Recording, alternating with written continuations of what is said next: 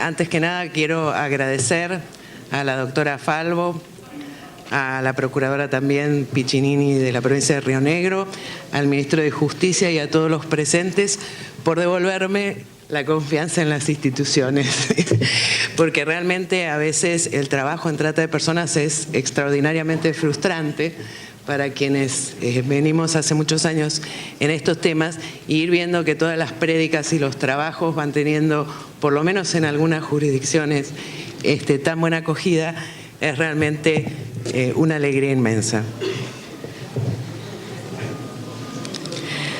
El tema que voy a abordar es el tema de los obstáculos a la persecución penal del delito. Ustedes me van a decir seguramente que ya habló el doctor Colombo, que habló excelente, realmente recomiendo muchísimo entrar a la página de la UFACE porque tiene un material excelente. Quería hablar un poco entonces, en primer lugar, lo que me pidieron, que fue un poco de panorama de situación a nivel latinoamericano, pero me parece que ustedes no están tan interesados en saber los pormenores del problema de trata en México con el tema de drogas o las maras en Guatemala, o, en fin, los problemas que están enfrentando los distintos países latinoamericanos. Digamos entonces, para empezar, que trata de personas es un término moderno para designar una práctica milenaria que es la esclavitud. Si me preguntan, yo creo que acuñar un término nuevo como el de trata de personas para referirse a un tema antiguo como el de la esclavitud surge de una vergüenza de la humanidad de pensar que hace tantos años abolimos la esclavitud y aún hoy tenemos esta práctica vivita y coleando, pero además con una magnitud y una sistematicidad nunca antes vista. En este momento de la historia hay más esclavos que en la época de la esclavitud legal.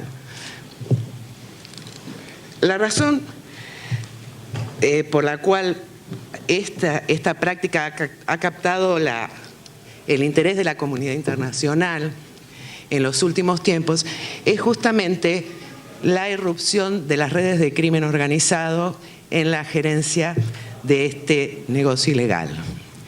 Hasta en la antigüedad siempre hubo algunas redes, siempre hubo proxenetas, siempre hubo prostitución, siempre hubo trabajo esclavo, pero se daba de manera aislada y digamos que no representaba en términos generales para el Estado una amenaza tan importante como la que genera en este momento la trata de personas en el mundo.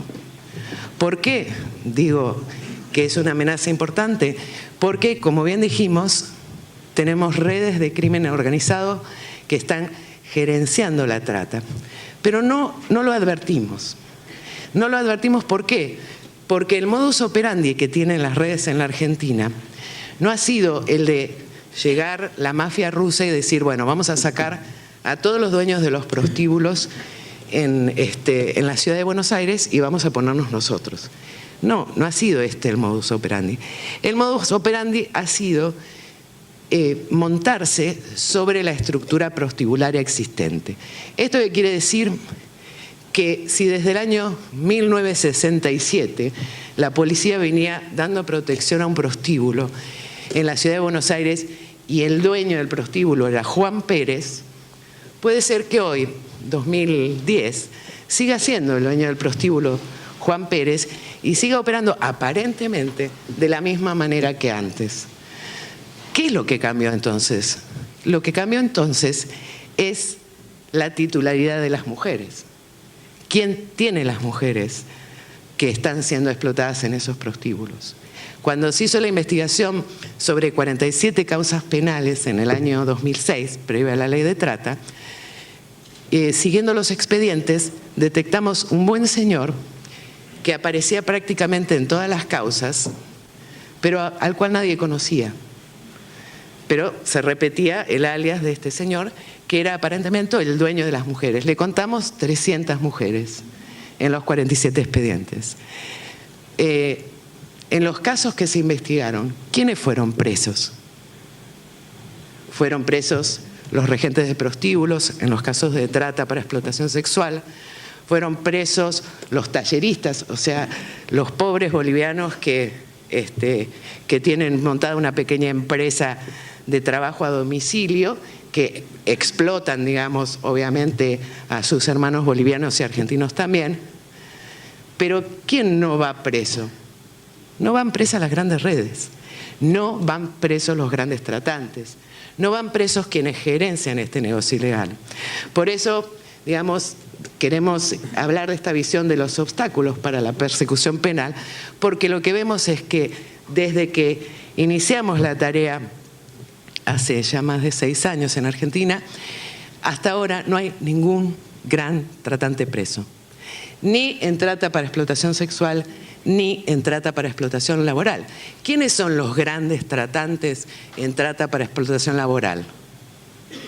Alguien que me diga un nombre. Adidas, Chiqui, como es Soho, todas las grandes marcas son en realidad los grandes tratantes. ¿Por qué? Porque son quienes tercerizan la producción en estos talleres a sabiendas absolutamente de que esta gente está siendo explotada de la peor manera. ¿Por qué digo que a sabiendas absolutamente? Porque si uno investiga, como investigó la Fundación El Otro, a la cual yo represento, esa cadena de valor, va a entender que el dinero que le paga Soho a ese pequeño taller clandestino es absolutamente insuficiente para pagar los salarios de convenio, vacaciones y todas las prestaciones de ley. Está claro que esto es deliberado, está claro que es un sistema de producción, está claro que es un sistema que se ha montado sobre la base de un abandono, sobre todo exacerbado en los años 90, un abandono de las funciones de control por parte del Estado. Y entonces, ¿qué ha pasado? Que el sistema de trata para explotación laboral en la Argentina se expandió, empezó en lo textil y se expandió a todas las ramas de la industria. Hoy tenemos trata en la construcción, tenemos trata en la producción agrícola y ganadera, tenemos trata en pesquerías, en fin, realmente esto se ha generalizado. En el sector textil únicamente el 70% de la producción proviene de talleres clandestinos de trabajo esclavo. Esta es la realidad. ¿Y qué indica? ¿Qué indica la lógica de mercado que mueve este negocio? Indica que en el caso de trata para explotación sexual, en 10 años no va a haber ninguna prostituta so-called, digo, llamada libre, y digo libre entre comillas porque en general, digamos, las mujeres verdaderamente no tienen una libertad de elegir y están siendo explotadas sexualmente más allá de su consentimiento o no. ¿Por qué no va a haber? Y porque cuando hicimos la investigación de 47 causas penales, los tratantes que entrevistamos nos decían que había 3 clases de mujeres en los prostíbulos. Y cito con la jerga de los tratantes: las locas sueltas, que son las mujeres que no tienen, digamos, chulo o proxeneta; las que tienen marido, que son las mujeres que sí tienen un chulo, un proxeneta que las regentea; y las que lloran. Las que lloran eran las víctimas de trata. Ahora, ¿qué dice la lógica del mercado? Que en 10 años solo va a haber las que lloran en los prostíbulos.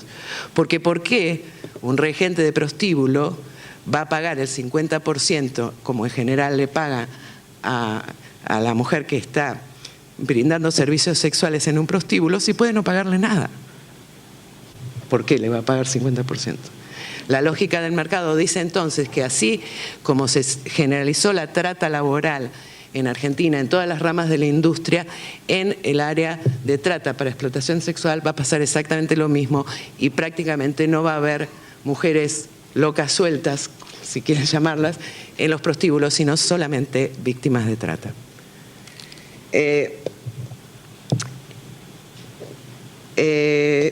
La Comisión Europea reconoció en el año 2009 que la trata de personas en Europa es ahora el primer delito por recaudación ilegal en Europa. Esto quiere decir que ha superado los ingresos del tráfico de drogas y del tráfico de armas. Hablábamos en el 2005 de que que en el mundo la trata estaba como tercer delito. Bueno, señores, ya hay varios países, incluso de América Latina, que han reconocido que la trata es el primer negocio por recaudación ilegal. ¿Y por qué es esto? Es fácil, porque dedicarse a la trata de personas no tiene prácticamente capital de arranque. Es decir, yo soy un fascineroso, secuestro 7 chicas, alquilo un departamento y empiezo a generar fácilmente algo así como $300.000 al año. Obviamente después me expando, traigo más mujeres, lo que sea. Es decir, que realmente no necesita capital de arranque. Pero además tenemos, digamos, en toda América Latina, sistemas que ya son consuetudinarios, si se quiere, de protección y corrupción, protección policial a todo lo que es burdeles, juego clandestino y drogas. Esto es consuetudinario en nuestros países, o sea, en todos los países es prácticamente igual. En algunos, de manera tal vez menos desembosada que en la República Argentina, donde directamente no hay nadie que no sepa que la policía protege los prostíbulos. Bueno, vamos a seguir con eso después. En Latinoamérica decimos nosotros que es un paraíso para la trata de personas y en los últimos 5 años la verdad es que ha habido un aumento descomunal de casos de trata de personas, de secuestros de mujeres y desapariciones de mujeres. Hay por ejemplo, ciudades, digamos pueblos, en Paraguay, en el norte de Argentina, donde está cambiando la pirámide poblacional, porque desaparecen todas las mujeres en un rango determinado de edad, por ejemplo. Es decir, que la trata de personas en este momento se ha transformado en una crisis social en muchos lugares y obviamente una crisis de derechos humanos. Hablamos de una crisis de derechos humanos no solo porque la trata de personas implica o entraña una cadena de violaciones graves a los derechos humanos, sino también porque para que ocurra el delito de trata tiene que haber al menos una omisión del Estado. Entonces hay una responsabilidad del Estado que no cumple con sus deberes de garantía, no cumple con sus deberes de prevención y esto determina una situación de violaciones masivas y sistemáticas a largas porciones de población. ¿De qué población estamos hablando? Y estamos hablando, hicimos una estimación con datos del año 2006 sobre 7 ciudades capitales y en la parte de trata laboral solamente industria de la construcción e industria textil. Y llegamos fácilmente a 500.000 de víctimas. Estamos hablando de un ejército de esclavos en nuestro país. Entre los factores que facilitan el desarrollo de la trata en nuestra región podemos mencionar, en primer lugar, la invisibilidad del problema. Claro, nosotros decimos, pero habrá 500.000 de víctimas, hay muchas más, pero ¿por qué? ¿Por qué no las vemos? Porque no vemos como en el pasado que llegan los barcos con las personas con grilletes y caminan por la calle y se venden en subasta pública.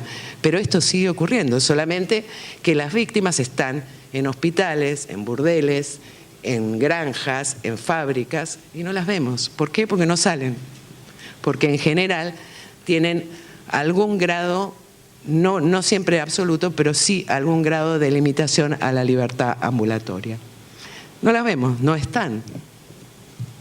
Por otro lado, tenemos un desconocimiento de la temática de la trata y una falta de conciencia respecto a la magnitud y el modus operandi. Como decíamos, puede parecer que una fuerza policial que protege un prostíbulo en realidad está ayudando a Juan Pérez, que bueno, toda la vida trabajó de eso, pero en realidad está protegiendo a la yakuza, a la mafia japonesa o a la mafia rusa, ¿sí? Entonces, en realidad, esto es el cambio en la naturaleza del negocio que ha habido y que a veces es difícil de percibir porque realmente, en realidad, el sistema prostibulario, por ejemplo, sigue igual que siempre. Y también en las empresas que se dedican, por ejemplo, a la confección de indumentaria, también mantienen, por ejemplo, fábricas que son en realidad pantallas, donde se supone que fabrican toda la producción y en realidad la fabrican en otro lado, ¿no? Son como pantallas. También tenemos dificultades para la investigación penal eficaz, ausencia de legislación o legislación inadecuada o débil, altos niveles de corrupción, débil trabajo de inteligencia, pobreza extrema agravada no solo por las crisis económicas en la región, sino también por los desastres naturales, gran vulnerabilidad de la población por el desempleo y la falta de oportunidades, especialmente en el caso de las mujeres, porque en esta última década se ha dado una feminización de la pobreza. Cada vez son más las mujeres cabeza de hogar que no reciben ningún apoyo por parte de los progenitores hombres y que tienen que hacerse cargo no solo de los hijos, sino en ocasiones también de los padres. Esto evidentemente fuerza a las mujeres a migrar, ya sea de su pueblo natal dentro del propio país o hacia otro país, con el fin de poder hacer frente a esa terrible carga económica de mantener por ahí a 7 personas, ¿sí? Estas son las mujeres más vulnerables a la trata y tengo casos de, por ejemplo, mujeres universitarias que han caído en la trata. ¿Por qué? Porque tenía un hijo enfermo de cáncer y tenía que pagar el tratamiento en Paraguay y bueno, leyó un aviso que decía recepcionista, telefonista y ganaba 7 veces más que ella como profesora de matemática y se vino. Y se vino sin averiguar nada y cayó una universitaria víctima de trata. Tenemos también en nuestros países naturalización de la prostitución, de la existencia de prostíbulos y proxenetas. Y en relación a esto quiero decir que cuando trabajaba en la OIM hice una pequeña encuesta entre todas las personas que participaban en las capacitaciones y la pregunta era, ¿están prohibidos los prostíbulos en la República Argentina? 87% de los consultados respondió que no estaban prohibidos. Los consultados incluían fiscales, jueces, policías, funcionarios públicos en general, funcionarios de derechos humanos y también alguna que otra ONG, pero eran las menos. Es decir que, digamos, claramente hay una naturalización del tema de la prostitución y también, ¿por qué no decirlo y por qué no reconocerlo?, del sistema de producción esclava.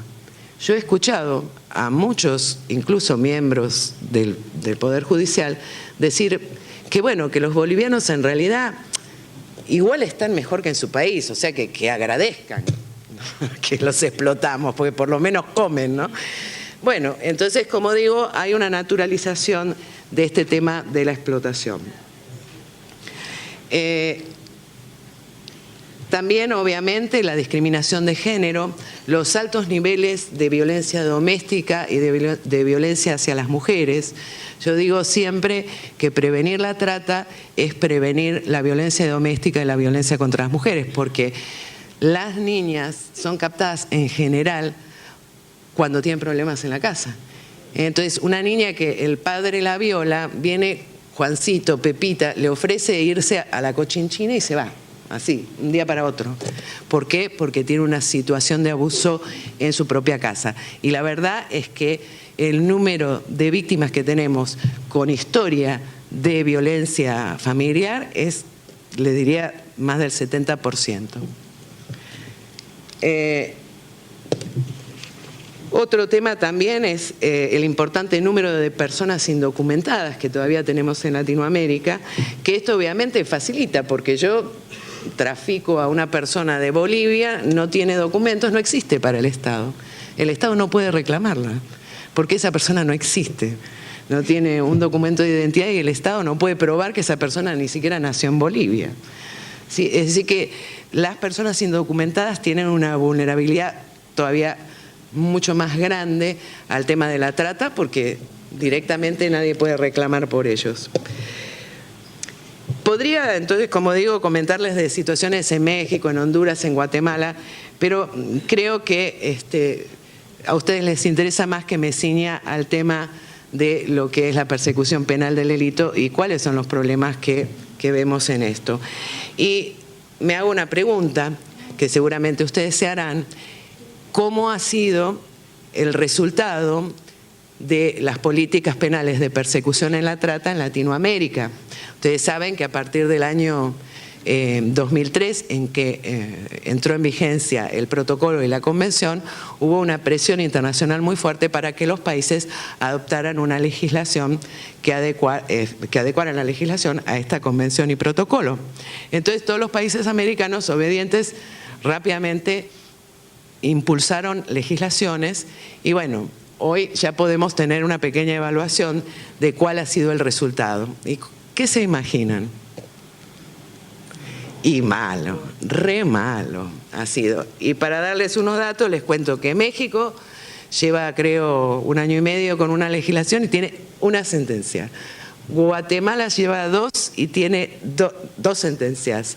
Honduras lleva 1 año y medio y tiene una sentencia. Y Argentina lleva 2 años y ya tenemos 2 y ahora en Córdoba va a haber una tercera. Es decir, lo que nos hace que estemos un poquito mejor tal vez que otros países de Latinoamérica. Pero en general, digamos, los resultados son sumamente desalentadores. El país de Latinoamérica que tiene una historia más extensa con una legislación específica de trata es Colombia. Colombia creo que tuvo su primera legislación en el año 2000, no me acuerdo si 2003, 2004, ahí enseguida. Bueno, ¿qué hizo Colombia? Lo mismo que hicieron la mayor parte de los países latinoamericanos, que es un error. Trasladar la definición del protocolo de Palermo prácticamente copiada al Código Penal, que es lo que hizo también Argentina. Esto, digamos, en las propias notas interpretativas del protocolo se dice claramente que esta no es una definición, digamos, adaptada a una política criminal. Ustedes imagínense que una convención internacional había 100 delegaciones con distintas tradiciones jurídicas, con distintas posiciones respecto a la prostitución, respecto al trabajo esclavo, porque en muchos de los países de Latinoamérica a partir de los 14 años ya se permite a los niños trabajar. O sea que, digamos, teníamos todos estos países discutiendo. Obviamente la definición a la que llegaron es un mínimo minimorum y es, digamos, no es una definición de política criminal. Bueno, Colombia tuvo su experiencia y ya en el año, creo que, no sé si la hizo en el 2003 o el 2004, y ya en el 2005 se vio obligada a cambiar la legislación. ¿Por qué? Porque si bien había tenido algunas sentencias en los casos de menores de edad, en los cuales no hay que probar los medios comisivos, en los casos de adultos no tenía ninguna sentencia. ¿Por qué? Porque obviamente la definición del protocolo de Palermo tiene 50 medios comisivos que todos son bastante complicados de probar en sede judicial. Imagínense la diferencia entre una víctima analfabeta que viene de una zona rural y un tratante que tiene el mejor abogado que el dinero puede comprar en un caso penal. La víctima, digamos, a duras penas sí se puede expresar, ¿sí? Además de tener síndrome postraumático, bueno, en fin, delirios de persecución y un montón de problemas que vienen de este tipo de delitos, y además realmente aterrada, porque las redes operan en todo el país y en el exterior, porque las mujeres son trasladadas de La Rioja a La Quiaca, de La Quiaca a Santa Cruz, de Santa Cruz a Río Negro, de Río Negro. Entonces, ¿qué ven estas chicas? Que la red está en todo el país. ¿Y quién protege la red? La policía. ¿Y quiénes van a los prostíbulos? Los jueces, los intendentes. Entonces, ¿qué esperanza puede tener esa mujer de que alguna vez alguien haga justicia? Ninguna. Entonces, mujeres aterradas, analfabetas, en un gran estado de vulnerabilidad y con síndrome de estrés postraumático frente, digamos, a un tratante que, como digo, tiene el mejor abogado que el dinero puede comprar y además cuenta normalmente con la connivencia de autoridades políticas importantes. Tres cosas me gustaría entonces trabajar en el tema de cuáles son los obstáculos a la persecución penal. Una, la inadecuada tipificación, que yo creo que hay muchas cosas que el doctor Colombo ya mencionó. Dos, el tema del acceso a la justicia de las víctimas, la vulnerabilidad de las víctimas. Y tres, el tema de la corrupción. También mencionaron recién el tema de seguir la ruta del dinero. Esto es algo que no se hace. Yo lo veo también como un problema de una inadecuada tipificación del delito, una inadecuada ley de trata, pues la tipificación, digamos, la ley de trata debería ser mucho más abarcativa que lo que es la ley que tenemos e incluir una serie de disposiciones que un poco organicen esta batalla o esta lucha o esta guerra que tenemos que liderar contra las redes de crimen organizado que están tomando la Argentina.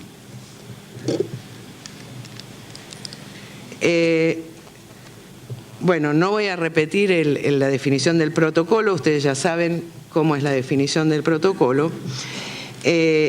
Y en esto decimos que el tema de los medios comisivos en ningún caso debería ser un obstáculo para que se configure el delito de trata. ¿Por qué? Porque no importa con qué medio yo mantengo sujeta a una víctima o yo exploto a una víctima. Si hay una situación objetiva de explotación, tengo una persona vulnerable que no sale, cuyos documentos han sido retenidos, que es obligada a atender 20 clientes por día, que no tiene disposición sobre su vida ni sobre su libertad ambulatoria, que solo sale acompañada o tiene que pedir un permiso especial, que no dispone de dinero, porque a la mayor parte de las víctimas les dicen que les van a pagar y el tratante le hace la cuenta y les dice que les está juntando la plata, pero nunca se las dan. Con lo cual tenemos víctimas sin plata, sin documentos, aterradas, golpeadas, en fin, sometidas a toda clase de vejaciones porque hay cosas que son inenarrables realmente y ya mi equipo me dijo, esas cosas no las cuentes, entonces no las cuento más. Pero, digamos, tenemos este tipo de víctimas, obviamente, en una situación de vulnerabilidad tal que verdaderamente es absurdo, ¿sí?, pedirle al Estado que pruebe que esa víctima fue engañada. Es innecesario. Es innecesario porque hay una situación objetiva de servidumbre o de explotación que salta a las claras en este tipo de casos, que es indudable. Y además, la definición, el tipo penal, nos dice que tenga la intención. Si una persona, un tratante, tiene la intención de explotar a alguien, ¿sí?, ya estamos en presencia de trata. ¿Para qué tengo que probar los medios comisivos como no sea para realmente hacer un agravamiento de la pena? ¿Sí? Pero por otro lado, desde el punto de vista de los derechos humanos, nadie puede renunciar a su dignidad y a sus derechos. Entonces puede ser que un boliviano que se está muriendo de hambre en los alrededores de La Paz le ofrezca que le voy a pagar 5 pesos por mes, ¿sí?, y le doy casi comida, y que venga feliz de la vida a ser explotado de 7 de la mañana de un día a 1 de la mañana del día siguiente con una comida insuficiente, porque la mayor parte de los bolivianos en talleres clandestinos tienen desnutrición grave y aguda y otro tipo de enfermedades. Muchos tienen tuberculosis, se han detectado cepas intratables de tuberculosis en los talleres y no hay medidas sanitarias que se estén tomando al respecto. Y entonces, que usted me diga, bueno, le pregunto al señor boliviano voluntariamente, sí, es algo absurdo, es una división no natural que ha hecho el legislador, porque verdaderamente si yo quiero hacer una investigación eficaz de trata, tengo que agarrar del principio al fin. No puede ser que a la mitad corto y sigue otro o otro. Pero además, lo que hemos visto en las provincias, en los lugares donde hemos rescatado víctimas, es que la investigación en muchas provincias para fiscales es casi imposible. Tenemos en este momento una jueza en Río Negro amenazada, le han presentado causas penales el ministro de Gobierno, esos mismos policías también han amenazado a nuestra fundación y a otras personas. Había un policía que investigaba con ella y que era de su confianza, fue separado de la fuerza y hoy se encuentra escondido en un pueblo perdido que obviamente no vamos a revelar. Es decir, que cuando un juez, un fiscal, realmente se ponen a investigar estos temas, se meten en general en situaciones difíciles porque hay muchos intereses económicos en el medio y con la mejor de las voluntades, pero si yo no tengo a alguien que pueda ir a investigar, que pueda, por ejemplo, nos decía la jueza, y no tengo quien me desgrabe las escuchas telefónicas. El fiscal Colombo le dio ayuda ahora para desgrabar las escuchas. Las escuchas dan cuenta absolutamente de no solo la protección policial a una red de prostíbulos que opera en Río Negro, Neuquén, La Pampa y Chubut, sino también de la participación activa. La policía era la que hacía el traslado de las niñas menores de edad y después las llevaba a ficharlas. En la jerga de ellos era hacerle un carnet sanitario que las acreditara como mayores de edad. Esto está en las escuchas telefónicas. Esa jueza, el primer caso que yo presenté sobre Río Negro fue en el año 2005. Después denuncié 2006, 2007, 2008, 2009 y finalmente en el año 2010 fui a ver a Marcelo Colombo y le dije, mirá, a ver, ¿qué hacemos? Porque esta cadena de prostíbulos sigue operando, el dueño sigue libre y todos los años denunciamos y rescatamos niñas menores de edad, mayores de edad, hay droga, todos los delitos juntos y los prostíbulos siguen abiertos y siguen reclutando y no pasa nada. Y la jueza está amenazada, el policía bueno escondido, ¿no? Es decir, esta es una realidad y una realidad que hay que tener en cuenta porque hay que tomar medidas de seguridad, no solo para las víctimas, sino también para quienes investigan estos temas. Y lo digo porque otro de los problemas que hemos visto en las investigaciones con respecto a las víctimas es que no se hacen las evaluaciones de riesgo. ¿Por qué decimos esto? No podemos corroborarlo fehacientemente porque no tengo los datos, pero si yo presento a una chica en un organismo estatal y la chica es retornada a su lugar de origen en 48 horas, evidentemente no hay ninguna evaluación de riesgo hecha de por medio. Me puedo equivocar, ¿sí? Pero en principio esto no se estaría haciendo. Quiero alertar sobre esto. Quiero alertar porque las redes siguen operando en los lugares de origen de las víctimas, porque tienen su red de reclutadores. Quiero alertar porque las víctimas están amenazadas, no solo ellas, sino también sus familias. Y quiero alertar también porque si algo le pasa a esas víctimas, hay una clara responsabilidad del Estado, pero no solo del Estado, sino una responsabilidad penal individual del funcionario público que devolvió una víctima a un lugar donde su vida y su integridad física corrían peligro. Sí. 5-7. Ay, 5-7 minutos. Bueno, estoy en la mitad. Bueno, quería hablar del tema de la vulnerabilidad, pero yo creo que también esto ya un poco se habló. Yo los invito a leer el fallo de Adler en Mar del Plata y el fallo de La Pampa para establecer la situación de vulnerabilidad de las víctimas. Para nosotros el tema de la vulnerabilidad es la ventana que nos da la ley de trata para lograr que un caso de mayores de edad pueda realmente lograr una sanción. ¿Por qué? Porque probar el engaño, la amenaza, son todas cuestiones que centran la prueba en la declaración de la víctima. Entonces nosotros como ONG decimos, no podemos agravar la situación de seguridad de la víctima diciéndole denuncia, porque ¿qué le estamos ofreciendo como protección? ¿Cómo funcionan nuestros programas de protección de testigos? Hagamos un insight y digamos, ¿realmente están funcionando bien? ¿Verdaderamente el Estado está brindando una protección que haga que esa persona se sienta confiada de que va a poder denunciar a una red de crimen organizado que opera a nivel global y que el Estado argentino la va a proteger? Entonces, para nosotros una ventana es el tema de la situación de vulnerabilidad, porque la situación de vulnerabilidad se puede establecer objetivamente, sin necesidad de apoyarnos sobre la declaración de la víctima. Entonces, lo que le pedimos a los fiscales, a los instructores fiscales, a quienes investigan este tipo de casos, es que hagan inteligencia, que sigan la ruta del dinero, que busquen otro tipo de pruebas que no estén centradas en la declaración de la víctima, porque realmente las situaciones son complejas y además, yo le digo, en la mayor parte de los casos, los jueces acuerdan excarcelación a los tratantes. Entonces una víctima que por ahí estaba decía, bueno, sí, lo voy a denunciar.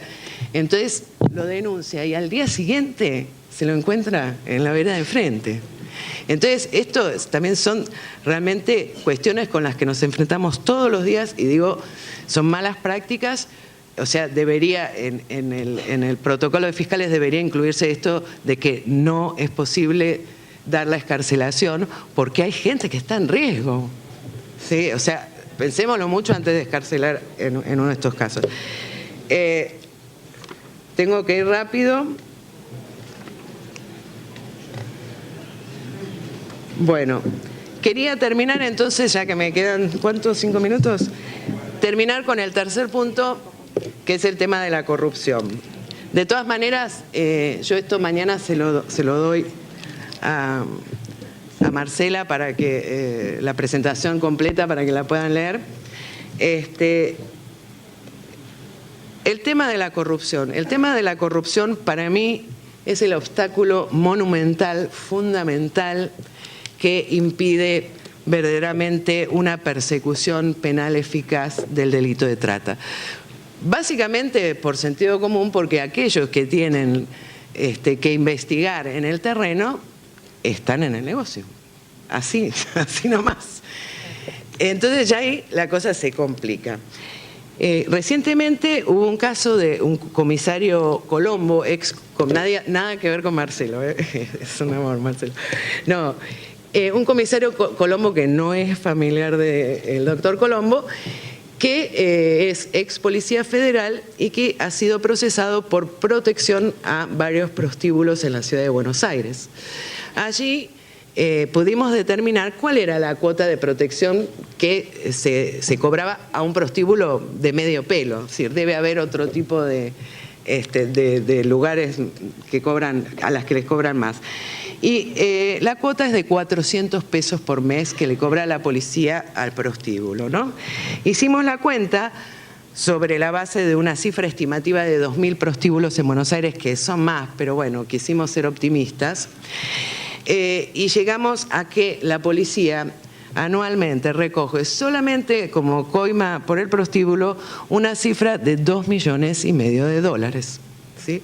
Entonces, si esto lo multiplicamos a nivel nacional, estamos en cifras de más de $50 millones, solamente digo de coima a prostíbulos. Pero aparte, lo que hemos descubierto investigando la sociedad civil a los prostíbulos, hemos enviado gente a investigar los prostíbulos. Entonces, muchachos que iban, se sentaban a tomar whisky, hablaban con las chicas y tenían que quedarse por lo menos 4 o 5 horas, porque queríamos establecer qué número de clientes iban a los prostíbulos. Y en algunos prostíbulos lo que vimos era que había 3 clientes por día. Entonces decíamos, 7 chicas, semejante casa, luz, gas, teléfono, ABL... Esto no es rentable. ¿Qué está pasando acá? ¿Por qué cada vez hay más prostíbulos? Señores, porque los prostíbulos no son otra cosa, muchos son pantalla, porque son en realidad locales de venta minorista de droga, protegido por la policía. Entonces, ustedes en Capital Federal no van a ver gente vendiendo droga por la calle. ¿Por qué? Porque tienen los prostíbulos con el cana en la puerta. Y ahí se vende droga. Entonces, no estamos hablando solamente de trata para explotación sexual, estamos hablando que muchas de estas redes de crimen organizado también trafican con droga y también, como se protegían los prostíbulos, lo que pasa dentro de los prostíbulos, por ahí no lo sabe la policía, no creo, pero bueno, en todo caso se sigue protegiendo los prostíbulos. Entonces digo, este es un obstáculo fundamental. Si no hay una decisión política de acabar con la tolerancia a a este tipo de prácticas, ¿sí?, en la Argentina, bueno, realmente tenemos muy pocas probabilidades de tener éxito por muy buenos fiscales, jueces y por muy sacrificados funcionarios públicos que tengamos. Obviamente vamos a encontrar obstáculos, ¿sí?, que nos van a impedir seguir adelante. Entonces, como digo, acá es fundamental que nos demos cuenta que quien protege un prostíbulo, que quien protege un taller clandestino está protegiendo crimen organizado. Y debe haber sanciones acordes, pero además, digo, el delito de trata es un delito de lesa humanidad reconocido por el Alto Comisionado de Naciones Unidas para Derechos Humanos. Son delitos que ofenden la conciencia de la humanidad y a los cuales Argentina se ha comprometido a sancionar con las penas más graves. ¿Qué pena le dimos a la trata? Es excarcelable, ¿verdad? 3 a 6. ¿Sí? Bueno, digo, desde ahí en adelante empecemos a repensar la ley, empecemos a repensar la política de persecución penal, porque la cosa no está funcionando. Y digo, yo he vivido casi 10 años en Colombia y he visto lo que es un país tomado por el crimen organizado. En Colombia está el cártel del oro, el cártel de la esmeralda, el cártel de la gasolina, el cártel de los cárteles de la droga, porque los grupos paramilitares y guerrilleros no son otra cosa que cárteles de droga. No, ideológico no tiene ya absolutamente nada. Entonces digo, he visto lo que es cuando un Estado pierde más del 60% de su territorio a manos del crimen organizado. Cuando mando a un testigo a la Fiscalía Especializada de Derechos Humanos y al día siguiente recibo amenazas porque había gente infiltrada dentro de la Fiscalía de Derechos Humanos. Cuando quiero trasladar a una víctima y el convoy es atacado y los únicos que sabían de ese convoy era el Ministerio de Relaciones Exteriores. Entonces digo, este es el futuro de Argentina si nosotros hoy no decimos, no vamos a dejar que estos grupos de crimen organizado sigan adelante, sigan desarrollándose. Si no ponemos ya el acelerador, porque ya nos llevan 10 años de ventaja, si no ponemos el acelerador, en 10 años les puedo asegurar que estamos peor que México hoy y llegando a la situación de Colombia. Entonces tenemos que decidir, ¿queremos un país controlado por el crimen organizado o queremos un país libre e independiente en donde todas las personas puedan gozar de sus derechos humanos? Esto creo es la reflexión que tenemos que llevarnos y la decisión que tiene que tomar cada uno de decir, bueno, voy a combatir esto, voy a luchar contra esto, porque no se trata solamente de la víctima, que son muchas y que sufren terriblemente, es una amenaza para la seguridad del Estado. Muchas gracias.